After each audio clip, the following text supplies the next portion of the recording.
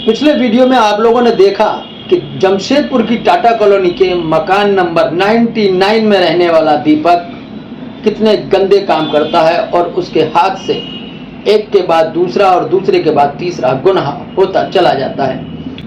अब तक आपने देखा दीपक ने अपनी पत्नी वीणा की हत्या कर दी और उसके बाद अपनी बड़ी बेटी श्रावणी की भी हत्या की। इतना ही करने से उसका मन नहीं भरा तो उसने अपनी छोटी बेटी शाळवी को भी मौत के घाट उतार दिया। दोनों बेटियों की हत्या करने के बाद दीपक पूजा पाठ करने चला जाता है और रात भर पूजा करता रहता है। जब सुबह होती है तो वो अपने दोस्त रोशन को फ़ोन लगाकर कोई ज़रूरी काम है ऐसा कह के बुलाता है। इसी बीच उसकी बेटियों को पढ़ाने के लिए एक ट्यूशन टीचर आया करती थी। ट्यूशन टीचर रिया घर पहुंचती है और आवाज़ लगाते हुए प्रतिदिन की तरह श्रावणी शाळवी कहकर घर के दरवाजे को खटखटाने के लिए जैसे ही दरवाजे पे हाथ लगाती है, चूँकि दरवाज़ा पहले से ही खुला हुआ था तो उसके दोनों पट खुल जाते हैं। टीचर अंदर प्रवेश करती है। टीचर की अचानक से आवाज़ सुनने के बाद दीपक हड़बड़ा जाता है और जिस पत्नी वीणा की उसने हत्या की हुई थी उसको बेड पर ही चादर में लपेटना शुरू कर देता है। इससे पहले कि दीपक अपनी पत्नी के शव को चादर में लपेट के कहीं छुपा पाता, टीचर अंदर पहुंच जाती है और रिया यह सब करते हुए दीपक को देख लेती है। बस यही उसका गुनाह था। जैसे ही रिया ने यह सब देखा, दीपक की नज़र रिया पर पड़ जाती है और रिया देखकर एकदम से चीखने लगती है और रिया को चीखते हुआ देख दीपक भागकर रिया के पास आता है।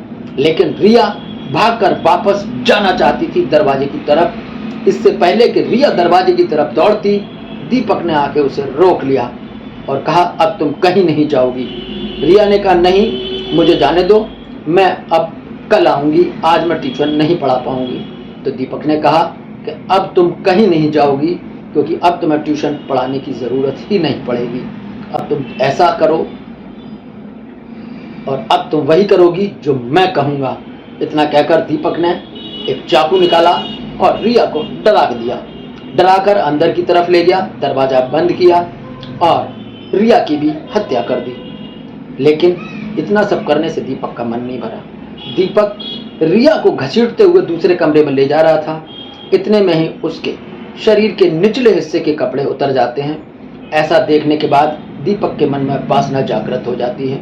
वासना जागृत होने के बाद दीपक अलमारी में से पावर की गोलियां निकालता है और पावर शक्ति की गोलियां खाने के बाद दीपक रिया की लाश के साथ कई बार बलात्कार करता है। इतने में ही उसका दोस्त रोशन आ जाता है और डोरबेल बजा देता है। अब दीपक रिया की लाश को हड़बड़ाहट में बेड पर बने हुए बक्से के अंदर छुपा देता है। छुपाने के बाद जैसे ही दीपक दरवाजे पे पहुंचता है तो वो देखता है कि जिस दोस्त रोशन को उसने अकेला बुलाया था, लेकिन वो अकेला नहीं आया है। रोशन के साथ उसकी पत्नी मौनी, बेटी आराध्या और उसका साला अंकित भी है। इन चारों को देखकर दीपक कुछ हड़बड़ा सा जाता है। लेकिन अब ये आ ही गए हैं तो फिर क्या किया जाए, क्योंकि दीपक सब कुछ पहले से प्लान करके बैठा था। दीपक ने उन सभी को अंदर बुला लिया और अंदर बुलाने के बाद में आगे क्या होता है बताते हैं आपको सिलसिलेवार। इन सभी को दीपक अंदर बुला लेता है।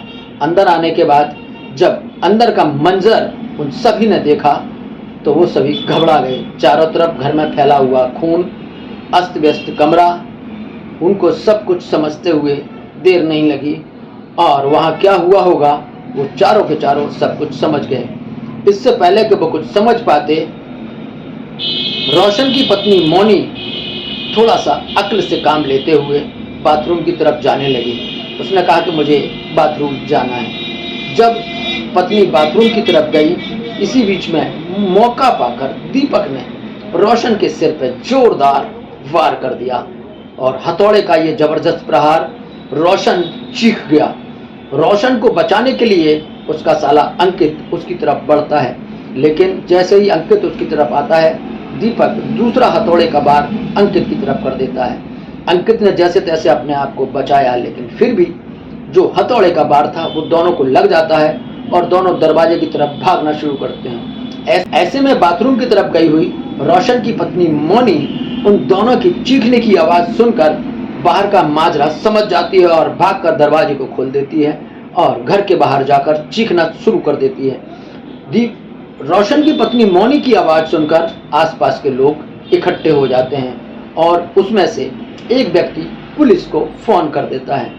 और इससे पहले कि पुलिस आती, दीपक लोगों के साथ बहानेबाजी करता है, बोला मेरे से गलती से हो गया, मैं करना नहीं चाहता था, चलिए इनको लेकर अस्पताल चलते हैं। पुलिस के आने से पहले दीपक फरार हो गया था या पुलिस दीपक को पकड़कर लॉकअप में बंद करने के लिए ले गई, और इन सब अपराधों का कारण क्या था, दीपक को क्या सज़ा मिली, पूरी कहानी जानने के लिए देखिए मृत्युदंड पार्ट 3। दीपक का क्या हुआ, क्या पुलिस दीपक को पकड़ पाई और कैसे पकड़ा गया दीपक, ये सब जानने के लिए लिंक डिस्क्रिप्शन में दिया गया है और आप देखिए मृत्युदंड पार्ट 3।